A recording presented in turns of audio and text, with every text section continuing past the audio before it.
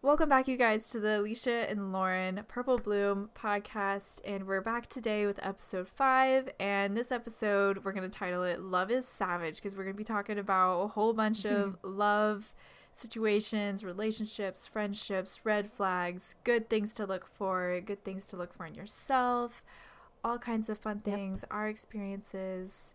Let's get into it. Yep.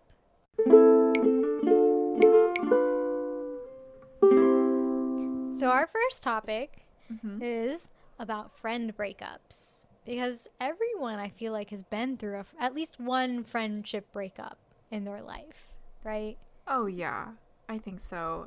And we've had our fair share of friend breakups. And nobody really talks about friend breakups, you know? Right? Everyone We always talk about the romantic kind. Yeah. But I feel like I've been through more friend breakups than I have relationship breakups. I agree. You know? I wonder if it's the same for, like, guys as it is for girls, or if girls just tend to go through more friend groups. Oh, that's a very good point. I feel like guys, well, I don't know. I don't have a brother or anything like that, or any close guy friends at the moment. But I feel like guys don't really have, like, that really close group of friends. I mean, they have the boys, but I don't know if they have, like, that intimate kind of friendship that girls kind of seek out in their friendships. That's true. I do feel like I make a lot more close friendships with girls than with guys, because I have had friendship with guys before, but never to the point where I'm, like, really sharing, like, deep things. So maybe it is kind of different. Yeah. To share my experience with my friend breakup, my most recent friend, well, I guess I should say, I've had a couple friend breakups, right? My first one, my first, like, major one was kind of in high school. I've had them before where, you know, you're growing up in elementary school and your friends, you get put into another class and then it's the end of the world, right? Oh, yeah. But, you know, my first real one was in high school when I had this really good group of friends freshman year. And then something happened with family and, you know, just this and that and the other. One thing led to another. And, it, you know, also due to, like, our classes being a little different too, I didn't talk to them. They didn't talk to me. Not of any fault of mine. And I know that now, and not of any fault of theirs. It was really just kind of situational and family stuff. Other people kind of coming in and separating things. But, you know, that was my first friend breakup. And that was really hard in high school. But, you know, I got through that. But my most, you know, then after that, I was able to get into anime and I was able to get into K-pop and spend more time finding people who liked the things that I like specifically.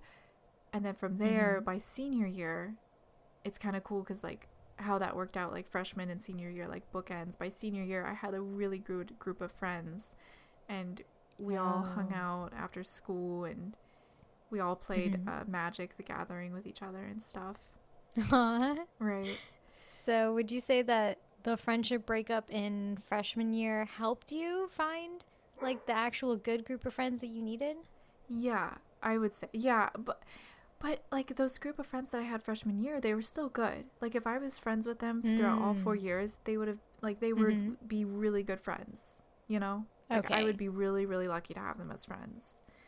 Okay. But it's just situational. Well, you did say, yeah, you did say it was, like, family interference, which, for better or for worse, sometimes our parents are misguided. Absolutely. And they wanted, like, you know, make decisions for you or impose their opinions on you. And I don't think you're, like, alone. I think there have been a couple or many people who've experienced that too. So yeah, I just dislike that it's a communal experience. I know. Did you have any friend breakups when you were, like, in school, like college or before college or anything like that? Definitely in high school also. Yeah. And I feel like high school is just one of those eras in your life where so many things are going on, like, with you and with, like, everyone else, that it's almost inevitable to, like, have at least one, like, friendship breakup kind of. So I know for me, mine was Yeah. related to someone that I was dating senior year. So we were all within the same like group of students, and we had many of the same classes. So we saw each other guy all the time, literally all the time. Oh, So wow. when we kind of fell out, me and the guy, Mm-hmm. um, most of my friends like stopped talking to me and kept talking to him. And that was, I don't know if that was like a very Oh. conscious decision on their part or not, Mm-hmm. but that was the decision they made. So like I ended up like not having very many friends senior year because of Oh. that. And Yeah. um I think for me at the time I was like very devastated. Yeah. But at the same time, those people weren't like close friends of mine. They were just people I had to see all the time. So it was kind of hard because they were in like 80% of my classes. Mm-hmm. So it wasn't so much that I was like, I'm really like hurt because, I can't share things with you anymore. It was more like, I'm really hurt that you took his side. Yeah. But yeah, that was my friendship breakup in high school. Yeah. So it's kind of like, and I think that I like that you brought up, it's kind of like situational friends. Like they're just friends that you saw all the Mhm. time. So you kind of develop Yeah. that kind of friendship with them.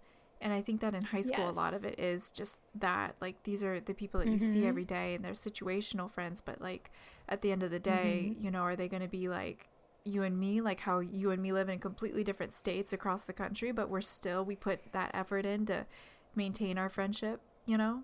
Mhm. Like, would they do Yeah. that? Or is it just like you'll stop seeing each other every day and like that happened, Right. and they'll just stop Mhm. talking to you? So, Yeah. I think it's that's such a good phrase that you like attach to it. Situational friends, cuz really yeah. we all have situational friends. Like even now I have situational friends like at work who I'm not like Yeah. emotionally invested in like you said, like how we like actually like text and contact each other all the time like Mhm. yeah, they're just there because they're there. Yeah. But yeah, I don't know. That's just high Yeah. school, I guess, to a It's certain just high extent. school. But like you said, it's also like the workforce too. Yeah, that's true. But in going back to like the friend breakups, like the group, the most Mhm. recent though that I've had was, of course, because it's the most recent, it's the most vibrant in my head. Um, Mhm. I think that I've healed from it pretty well though, but it was back in 2017. So I'm in college, right? And at the time, and I didn't have any friends. I like at all. Like I didn't have any friends at all because Mm. I Oh. stayed at home and I went to school and I went to a community college and I was very shy because it takes me a long time to get Oh. really comfortable in my surroundings and feel like I can, Mhm. like really talk to the people around me and like feel comfortable and stuff. Um, so, this and that, the other, I just didn't have anyone. And Mm. I was really, really, really into BTS at the time too. That was probably also a reason why I fell so hard for them in Oh. 2016, 17. But in Mhm. 2017, I met this girl through the Amino app, again, the same way that I met Alyssa and then Mm. therefore Alisha. Um, Mhm. or actually, I met you first and then Alyssa. But I met her on this app and it was like a group chat and we were like talking and we were both from Ohio and I found out she lived just like 20 minutes away from me. And I was like, why don't we hang out? Ooh. Yeah. And so Yeah. from there we Mhm. started hanging out. We from there got more friends. We went to this like anime thing and we found more people that were into BTS and our group Mm. just expanded to um like four or five to about 7 people, like 7 or 8 Oh people. wow. She was a Mhm. hefty group, and it was like Okay. the first time that I was like in a group of people in my like adult-ish life where Mhm. we're all like the same thing, we're all like I felt like a group, like I felt like I Mhm. belonged in a group. But then things happen, drama happens, and 3 of them dropped off, so then it was just about 4 or 5 of us left. Okay. And Mhm. I was really close with one of the girls there. We just like we really connected. At least I felt like it. And she was my best friend at the time. I opened up to her about a lot of stuff, but she was going through a really hard time. Also, all of these ladies were younger than me, much younger than me. They were all in high school, and I was in college, so different life paths, right? Okay. But, you know, I that, you know, like at the end of the day, like, okay, whatever, that doesn't really matter. That doesn't really, like, different life paths. Okay, if you really want to like make that friendship or that relationship work, you just put in that effort, right? And that's what I was doing. And I was driving because they didn't drive, and I was, you know, paying because they didn't have any jobs, and I was like, just, you know, being there for them every time they needed me. I felt like it, like I was doing that. And I don't know, it was just there was a point where I was like, I'm not getting what I should out of this, you know? Yes. That was also when Love Yourself was coming out too, with BTS. And that's like, her was like just starting. We got the first in the series. It was when Fake Love came out that I left the group, because the girl that I was really close to, she was, like I said, going through a lot of stuff.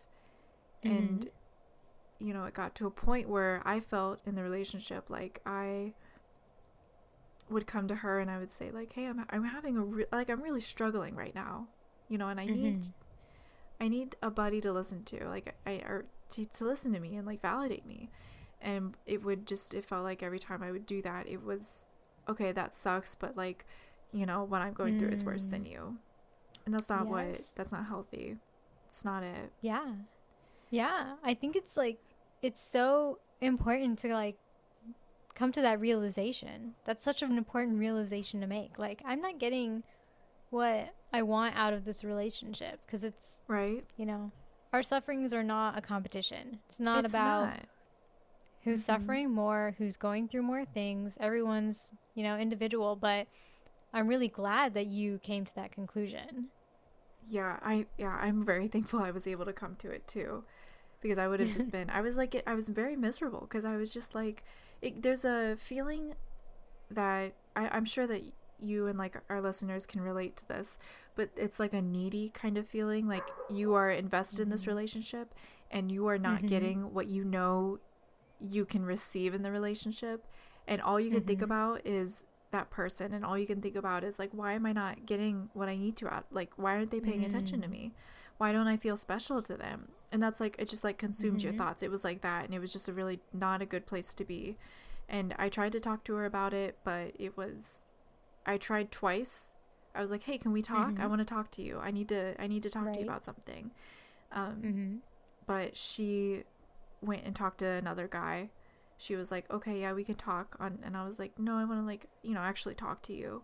Like, I want you to actually be here in the messages. But it was like, I think we were texting on Facebook Messenger. So like when you can see that they're still active. Yes. And typing and talking to other people. So I would know that she was talking to this other guy, which was fine. But, you know, if I'm your best friend and I need you there in the chat with me while I'm trying to talk to you, like, I think I deserve that, you know? So it was like a week before. Yeah, go ahead. No. Keep going. Well, it was like a week before Fake Love when I decided I was going to distance myself from her. And it really hurt from her, because if I distance myself from her, then I distance myself from the whole entire group, you know? I think what hurt was the realization that if I don't text her, then she's not going to text me. And she didn't. Yeah. You know? And that's like the part that hurts the most, because then you're like, well, am I worthy enough of your attention and your emotions, or am I not? Right. And I know we also went through something that kind of felt like this with our mutual friend group as well. Yeah. And I think at least I felt the same way you felt. I was like, I'm not getting what I need, and I don't understand why I'm not worthy of your attention and your emotions. And like, I think at some point you even kind of say to yourself, like, am I being too demanding? Like, am I being like too demanding of like this person's time, or am I being too needy for like wanting these things? But it's really important to acknowledge that not every friend is gonna be that person who gives you what you need. And I say that after having cycled through so many friend groups throughout the years to find like the friend group that I finally feel like is like my tribe, my people. That I know if I called you guys and I was like, it's 2 a.m. and I really need to talk to someone would answer the phone, like half awake, 10% awake. But absolutely, Lauren would be up at 3 a.m. anyway, because I would just be like, hey, what's up? I got my snack, I'm ready. Right? And likewise, if her or any of our other friends in our friend groups like contacted me, I would be up too. Be like, all right, talk to me. Like, what's going on? So I think it's kind of important to acknowledge that too, that like not every friend group is right for you. Yeah. And that's okay to let them go. Yeah. And asking that question that you brought up there, like if like I would do this for them, and then asking yourself, would they do that for me? Yeah. And being honest with yourself about that. Because yeah, that felt so sad when you were like, if I don't text her, she's not going to text me. Like, that just makes me so sad. I know. But that happens a lot though, you know? When you realize that that you're the only one that's keeping the relationship alive. That there becomes a point where you're the only one that's keeping the relationship alive. And, you know, at that point, when you get to that point, you've been there too long. You got to step out. Yep. And I mean, looking back, I feel like, at least for me, in certain situations, there were some red flags that I was like, nah. Yeah. Like, I don't want to pay attention to this. Like, maybe this is not, maybe I'm just being paranoid or something. Yeah, there's a reason for it, right? There is, right? Like, especially going back to some of my most recent ones. It was kind of that I'm the one keeping the, like, conversation alive or keeping our relationship alive. That was definitely a red flag in one of my more recent friend breakups, because I was like, shouldn't it be mutual? Yeah. I felt like it should have been mutual. I don't know. Yeah, it should be, because you deserve that. You deserve someone who's going to want to message you just randomly and ask you, how are you doing? How's your day going? And like genuinely want to know too, and genuinely listen to you, not ask you just so that you'll ask in return and then they get to talk, you know? Yeah, that is definitely something I deal with, because I think I give off that vibe of being a really good listener.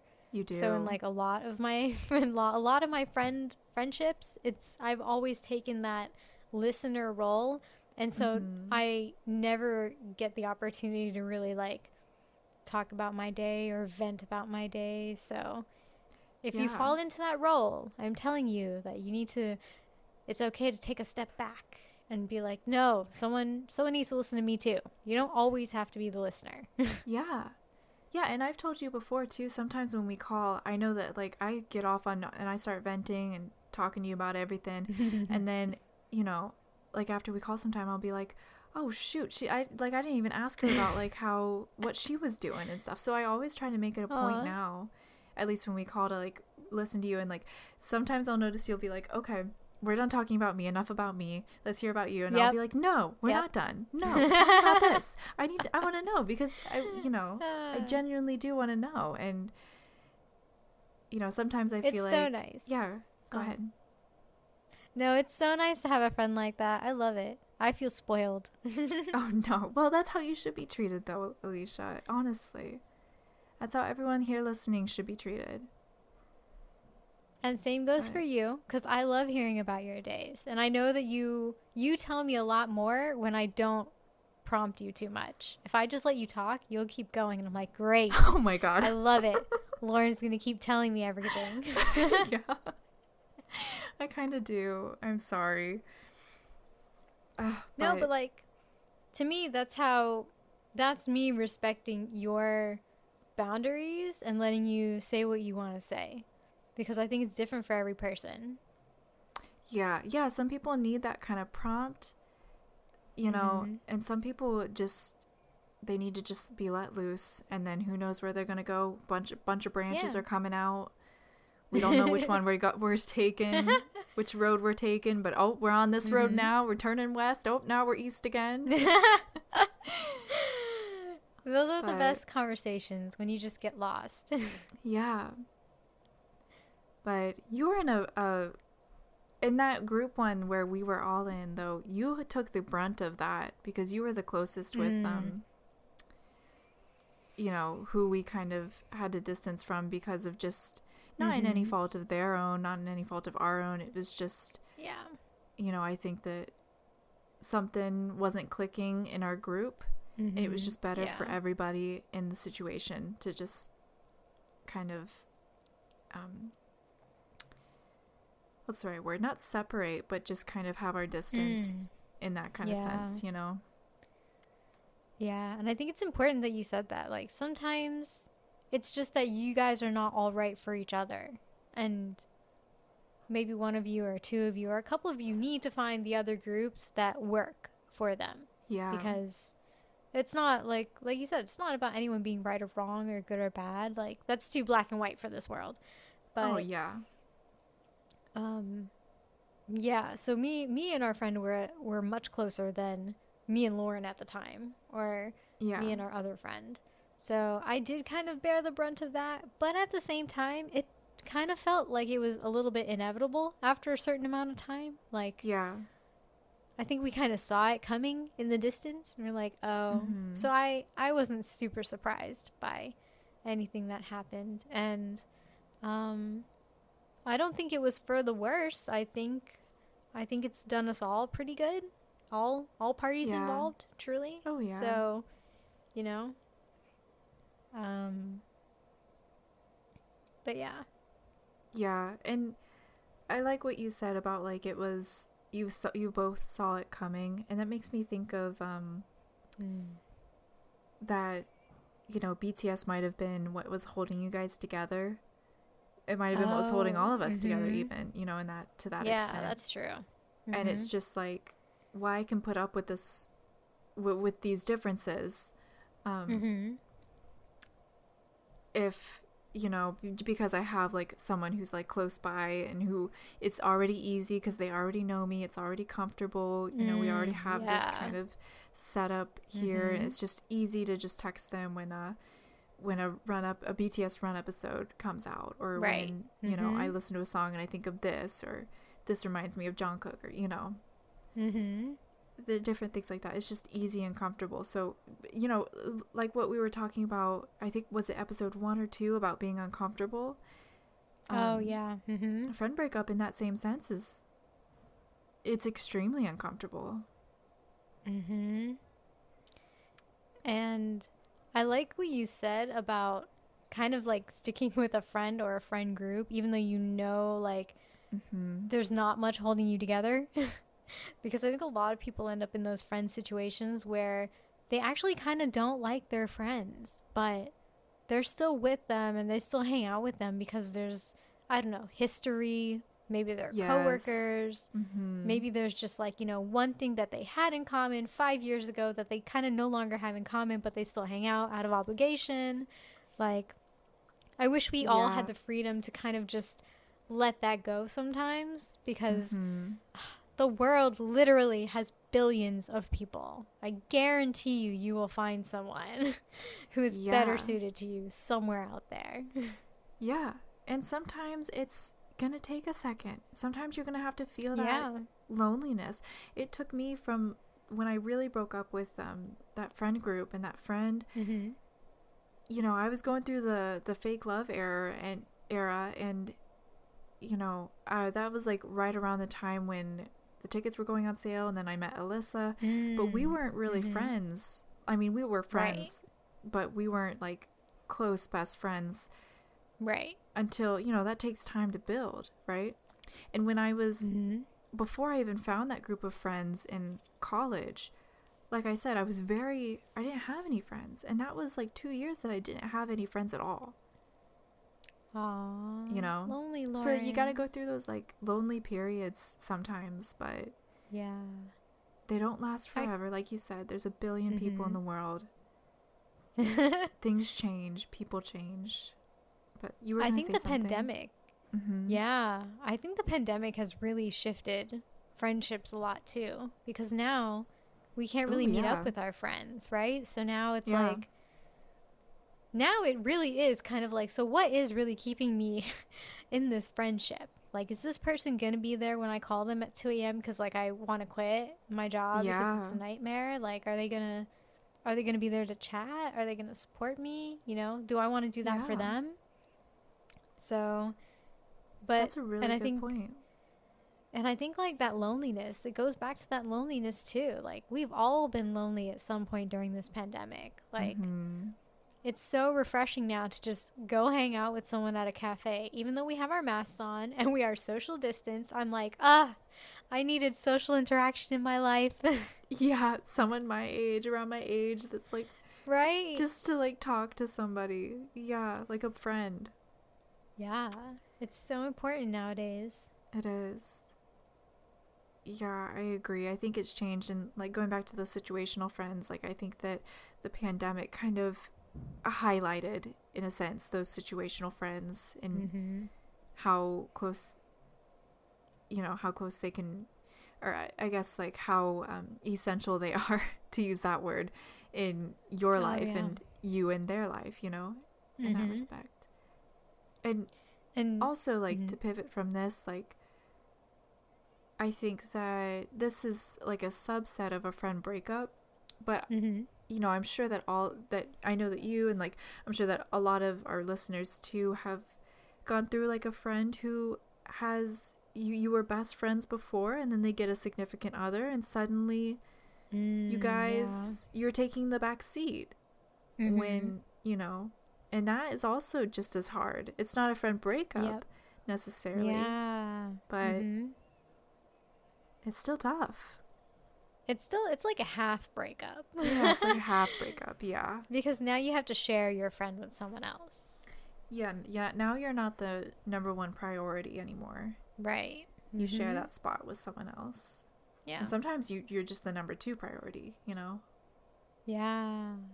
And that's equally as hard because, then that can create like a power imbalance where it's like, here I used to depend on you so much and now I kind of can't anymore. So now I've got to like figure out what I'm going to do with that little like, chunk of something that I've got left now. Yeah. Yeah, and even vice versa, if it's like you still have that person as a priority in your life, but you're no longer a priority in theirs. So like you said, it's that power dynamic of just like, well, I'm trying to do this and like spend time with you and show you that I care, but like you don't have any time, or you don't have any energy, or you are ignoring me, or insert whatever here. Right. So it's that is just as difficult, I feel like, as a friend breakup sometimes. And sometimes that's a slower kind of process too than a friend breakup. Yeah. That's also true. And also, to pivot again, that idea of like loneliness, and like we were talking about this before we started recording the podcast, but we were talking about dating and how it's kind of practice, right? Like dating is practice.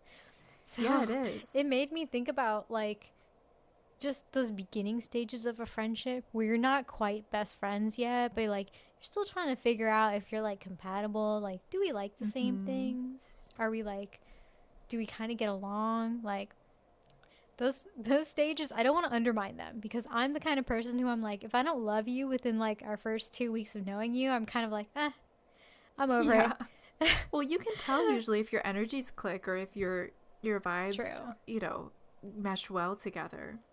True. Within those first 2 weeks. For me as an introvert, it's really hard for me to make it through those 2 weeks, because sometimes I'm like, I don't want to be uncomfortable again. Like, I don't want to like go and step out of my comfort zone to make another friend. Like, it's difficult. But I will say, after our most recent like mutual friendship breakup that we had, like I was like, I really need to get out there and make more friends, because I need more friends. Like, I remember because you saying that. Yeah. yeah, because you and our other mutual friend are both in Ohio. So, and I need Yeah. some friends in Florida. Yeah. So I did. I stepped out of my comfort zone and I did make another friend. And she is one of like she became one of like my greatest friends. Like, we talk almost every day. So, Yeah. like, if you're feeling like, oh, going back to that loneliness where like, oh, maybe I can't have friends. Maybe like I just need to be by myself for a little while. Take the time.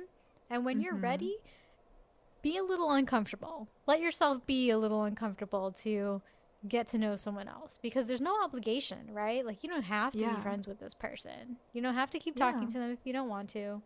Especially now in these days of like social media, you can just ghost somebody. Mm-hmm. Not recommended, but it's doable.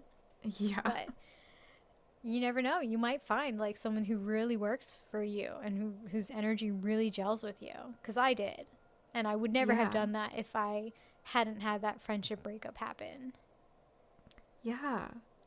I love that. That's such a hopeful kind of ending to that, where it's like this really awful thing happened and it was like really hard for you, even if you saw it coming, but it spurred you on to take action and be a little uncomfortable. And now you have this really good friend in your life and you're thriving, in that area. Yeah. Like, that's a really good point. I love that. But I was definitely hurt after that whole friendship breakup thing. So Yeah. you're totally allowed to be hurt after those breakups, because they really do hurt. Almost They like do. a relationship, truly. Yeah. Yeah.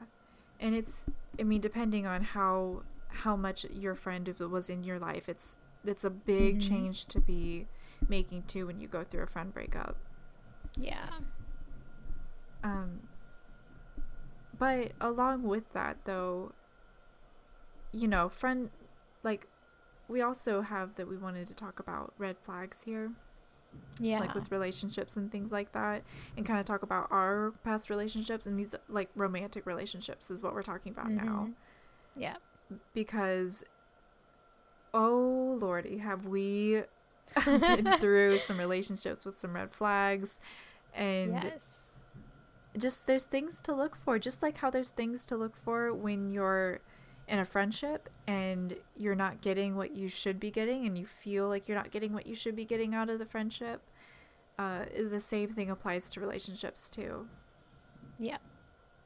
And I feel like just like how I know a lot of people who've been through friend breakups, I've known a lot of people who've been through relationship breakups where there were a whole bunch of red flags that were ignored, even including by myself in my own relationships. I would see the red flags and be like, no, I love this person, maybe. Yeah. Yeah. Like, there's a reason for why they're doing blah, blah, blah. They're tired. Yeah. That's why they're not blah, blah, blah, Yes. Mm-hmm. Giving them the benefit of the doubt. So that way, because to confront a red flag is a lot more work than making an excuse for it. Yes, right? It is. And it really depends on your situation too. So in my most recent relationship, it started as something that was long distance, but I eventually moved to another state. So it was me and the person I was dating in New York. So I did not have immediate family there. I did not have immediate friends there. So it ended up being this kind of unbalanced surrounding where it was mostly his friends, mostly his family, and not very much of my friends and my family. So not very much support on my side. And I know that really played a part when we broke up, because then we broke up and I was like, I have no one here. It's literally just me by myself in this apartment now, because nobody is here in this state that I really am close to. It's all his friends who don't talk to me anymore, and his family, who were also still really nice to me. I will say that they were really awesome, but that's not always the case.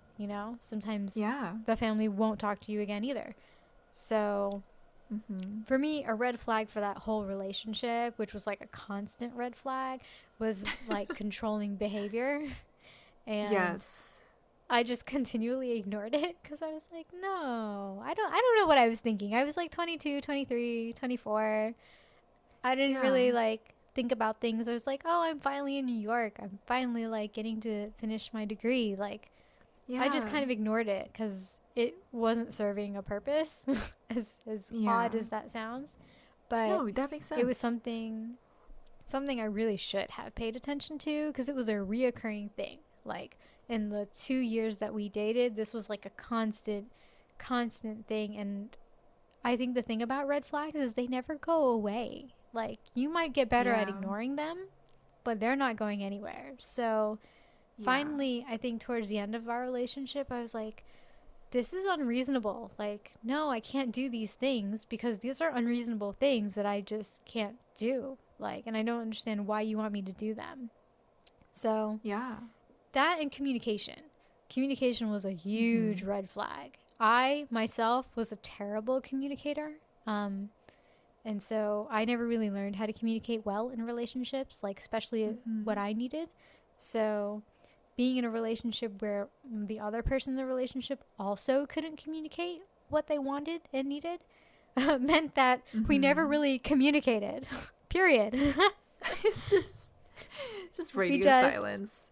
And it wasn't complete radio silence. It just meant we weren't communicating about the things that we needed to. So the things that were important, like, you know, overall relationship things, preferences, things like that, like, we never talked about. Our fights were very passive aggressive. So, like, we just wouldn't talk. And that's not really a healthy way to have a relationship with someone. So those were the two biggest red flags. My last relationship that I learned a hell of a lot from, and that I have now vowed to make sure it does not happen again, like in a future relationship. And I've worked on that by working on me. Like, I've tried to work on becoming a better communicator myself, and getting better at asserting what I want. So those have been two struggles that I've had personally, that I've worked through with therapy and with jobs in particular, you know, trying to do both of those things, communicate and get better at, you know, saying this is what I need. Yeah, I love that. Well, first off, I love that you saw that in yourself, like, hey, I'm not communicating that well. Like, there is an issue here with how I'm trying to, you know, communicate how I want to be treated and my preferences and things like that. And you took it upon yourself to, like, kind of work on that. And I absolutely, that's growth. That's character development. I love that so much. And also, though, that is hard. It's really, really hard to communicate, like, hey, I actually like it when you do this, or like, I feel this way when you do this, or, you know. Because sometimes it's, at least in, you know, the way that I see it, sometimes it's hard for me to say that I deserve something, that the other person has to do this for me because I deserve it. And that's a difficult thing to say, that, to, like, think that, to ask that, like, to believe that you deserve this enough to be able to speak it out loud and communicate it to another person. And also sometimes it's kind of awkward. Maybe it's just me. Sometimes it's kind of awkward to, like, communicate and say, hey, I don't like that. Like, can you do this instead? It's such a simple phrase. I can say it now, no problems. But sometimes in the moment, or when you know that there's, like, that atmosphere where you're like, I need to say this, but I don't know how to say this, or, like, I don't want to say it because maybe they'll, like, not agree with it, or maybe they'll think it's weird or whatnot. Like, there are a lot of reasons why I didn't really communicate in the relationship that I was in. Which is very valid. And, you know, I think it's all about growing, and, like we were talking about earlier, it's all about practicing too. Like, like, how were you supposed to know how to communicate properly, you know? Like, there's not, like, a manual. They don't teach it in school. Like, you gotta just kind of go through it and then learn it, you know? Unless you have, like, really great role models, like, at home, or unless you have, like, someone who's, you know, who you look up to, that's kind of, like, really got it down communicating. And you know, every relationship's gonna have those issues where you're miscommunicating, and then you know, where you're frustrated with each other at some point and things like that. But Right. it can, as if you know how to communicate and you know how the other person communicates, and then that can really, I feel like, help just make everything a lot more healthier and make you both more happier in the relationship. Right. But, and going off of that into, there's, you know, things like preferences are difficult to communicate. Mm-hmm. And then it gets even more difficult when you throw like mental health into it, right? Yes. Mm-hmm. And so, for example, I was dating this guy. He's an amazing, amazing guy. I was dating him in high school, and it was a long distance relationship, and I royally messed up many, many, many, many times. Aww. We were both young, Mm-hmm. you know, in my defense, but he was falling into depression.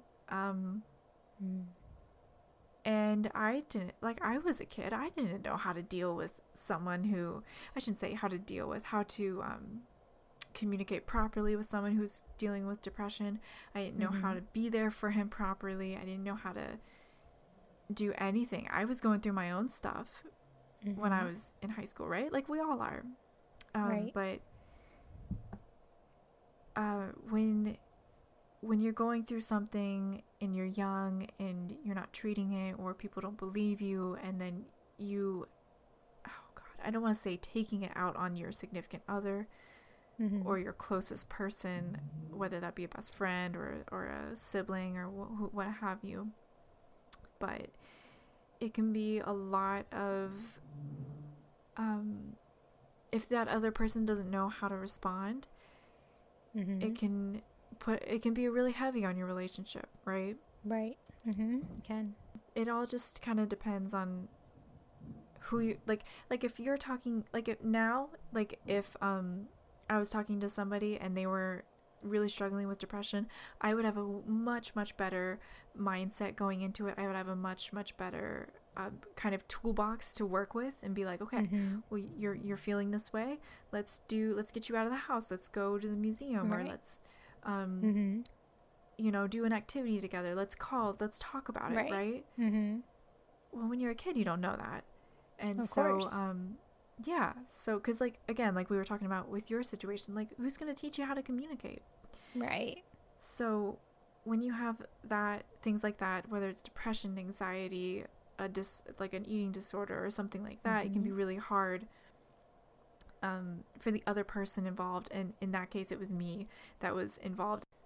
I mean, like you said, you were young. Like in high school, we're all going through so much stuff, but also it took me a while to realize this, but you know, a relationship is not like a band-aid. Like I'm not here to fix anyone or to save anyone. That shouldn't be the purpose of you dating somebody. Exactly.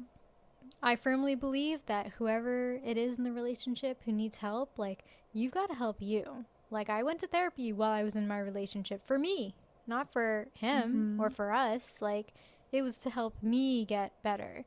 So, yeah, definitely don't let that be something that defines your relationship. Like this idea that I need to like save somebody. It comes from a good place. It does. And I think there's no like, it's not that you don't want to save them or you want them to suffer, but ultimately at the end of the day, when it comes to something that's like mental health related, I think that is something that they have to decide to do for themselves. Yeah. And what you said there about like saving, that's it right there. That's the money. That's right. That's what it is. Because it's like, well, I need you because you make things better, right? And you're saving me. And or you might, in, you know, my situation, you might have been like, well, I want to save you. Like, I want to be that person. I want to be important. I want to be special, and I want to be seen and needed. But that's not healthy. That's not right. It ain't it, you know? Right. You need to save yourself. You need to be needed by yourself. You need to be seen by yourself. And on both sides, right? Yeah. And, you know, lesson learned. But that, like you said, it cannot be the defining feature. And if this is like the big red flag, like if that is what's happening in your relationship, you gotta start taking the steps out of that relationship and trying to and just you can't save well, I mean, I don't want to say you can't save somebody, but I fully believe that to save, like to really get better, to bring that, like we were talking about in the last couple episodes, to bring that 90 or to bring that 100 down to a 97, to a 96, to a 95 instead of 100 down to a 7. You know, just slowly make that actual progress. You have to be able to save yourself, and you have to give them the, like, if you want to help them, you give them the tools, but you can't hold their hand, and you can't let that affect your mental health too, because that affected me too. And you know, I still have things that I'm dealing with today because of that, because of the things that I tried to deal with then, you know. And I think sometimes we miss that as a red flag, because we think, oh, like, no, I can totally do this. Like, I can totally, you know, be there for them. And it is nice to be needed and to wanted. But like you said, sometimes the repercussions of that don't show up until years later, when we think we're totally fine. And then you kind of like sit back and assess, and you're like, oh no, I'm not. Like, I went through a trauma with this person in this relationship, and now I have to deal with that. Now it's mine. He's gone, but I've still got all this stuff to work through. Yeah. Like that trauma, like you really do, like kind of shoulder it on your shoulders a little bit, which is good. And I think that, like I would shoulder anything for my friends. But when it's trauma like that, it needs to be addressed by a professional. You're not a professional. And that's okay. That is okay. You have to be able to live your life, and you have to be able to work through your own stuff. And then you be there for them still. But the like the heavy stuff needs to be on their hands to see a professional and to get professional help instead of relying on you 100% of the time. Yes. I think that's very important. Again, especially because we're in a pandemic and everyone is kind of going through things right now. Yeah, so, everyone's having a hard time. Right. It's important to remember that. And I know in therapy, my therapist posed a really great question to me once when we were talking about relationships and things that I wanted to work on. And she said, you know, what do you want in a partner? And I told her, it's like, I want this, and this. And she's like, now ask yourself, do you have that? Because how are you going to ask that of someone else if you don't have that yourself? Yes. And I was like, I'm in love with that. Yeah. Because I want someone who's a great communicator. Can I communicate well yet? Still working on it, you know? But it just really... That was such a funny thing that she said to me, and I've said it to like all of my friends, because I'm like, oh, this is like super important and like super like reality check. Like, hold on, before you demand this in someone else, hold yourself accountable for what it is that you want. Yeah. I really like that. What were do you remember what the things you listed off were when she asked you the first time? What did I list off? I'm almost entirely certain I said like good communicator, because that's like one of the things that I know I struggle with. So definitely that. Someone who's very like, how do I put it? Devoted, but I need someone who's devoted and who also respects my boundaries and like my autonomy, I guess, because like I said, I've been in relationships with controlling people, so I need someone who can be there for me and is someone who I feel comfortable trusting and relying on, but who I also know will treat me as an equal, and there is not like a power indifference between us. So that was also really important to me too. But what would you say, Lauren? Well, I feel like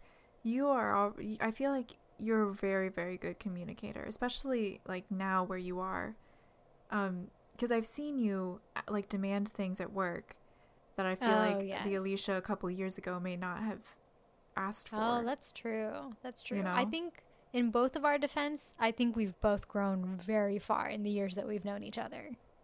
Oh yeah, I think so. Definitely. Yeah. Big time. And I also feel like you are very, like with the autonomy thing, I think that you have that checked off.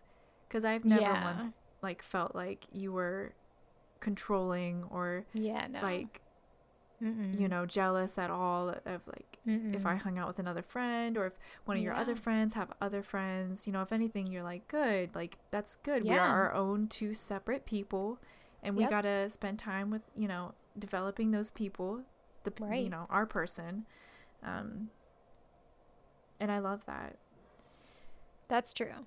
I'm not that type of jealous, controlling person. Like, you're not. If you've made it this far that you can be in a relationship with me, I trust you. Because trust me, I do my background check on you. I find out about people. Oh, she does. She'll get your name and she knows it all. I can do it all with just your name. I know. Like I find a guy that I like, and then Alicia's like, name? All right, I already, and then I'll like, do you need to know anything else? And she'll, nope, she's got it all. Got his Facebook profile. I'm like, all right, he goes to this college. Yeah. Oh, funny. But I would probably say, because I love this question so much, and I think about it a lot too. When I'm like when I'm looking on the dating scene and stuff. Definitely, like you said, communication, and I think I'm getting like you said also, like we're both getting better at communicating as we grow up.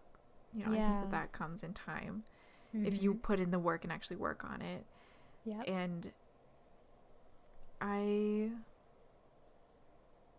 always like my immediate reaction is like I would like them to have be like a little bit wealthy. Like I would like them to have kind of like an income, a steady income. Yes. But that is one thing. An income. But that is one thing that I kind of I know. I would like to. I don't dream of labor necessarily, so that is not something that I would like to check off on my box, but I do. Oh my god. But that's hilarious. Like a funny thing. But that's a valid thing too. Right. Especially these days. Like, I really, as you get older, especially as you hit that third decade, we love to mention it. I love a guy who's like got a secure profession. Maybe he has a house. He owns a car. I'm like, ooh, that's sexy. Like, he is stable. I am most certainly not. I don't have a house or a car, but you know what? He does, and that's kind of nice. That's kind of nice, right? Exactly. You do have a house and car, but so I think that my other one would probably be values. And values is a very broad, general kind of word to, you know, put on this question. Like, what am I looking for in them that I also have? But values as in, like, I don't want them to, kind of like you said, like, I want autonomy on both sides, even though I think I'm going to struggle with that when I get into, like, I have struggled with it a little bit in the past. It might just be my Taurus side. I get, like, jealous sometimes. But only, I think it's only when really, like, I'm not feeling, like we were talking about before, like, when I'm not feeling, valid in the relationship, like when I'm not feeling like I'm special and matter in the relationship, then those kind of feelings of jealousy and insecurity kind of like start popping in there. But like, you know, values like autonomy, and, you know, both working at the relationship, hardworking, and along with the autonomy kind of vibe, like I would like my partner to be working towards it doesn't have to be a goal, but just working, like, have some kind of drive, because I feel like I have a drive too, at some, like, to some extent. And I don't know, I think that I find that very attractive, so that's what I would look for. Yeah, that's what I would look for. I agree on that drive, though. I really like someone who's driven too. To me, it doesn't matter what kind of profession you have or like what kind of passion you have, but to have it is like super important, because that just means you're willing to work for something. Yes, exactly. Because I am too. I'm willing to work for the things that I really want. So yeah, even if it's something creative, you know, like music or something like that. Alrighty, well, we've reached the end of our time here on episode 5. But I really enjoyed this conversation that we had, and same. Yeah, so stick with us. Thank you for coming along on this journey with us, and we will see you back for episode 6. Yep. Bye. See you later.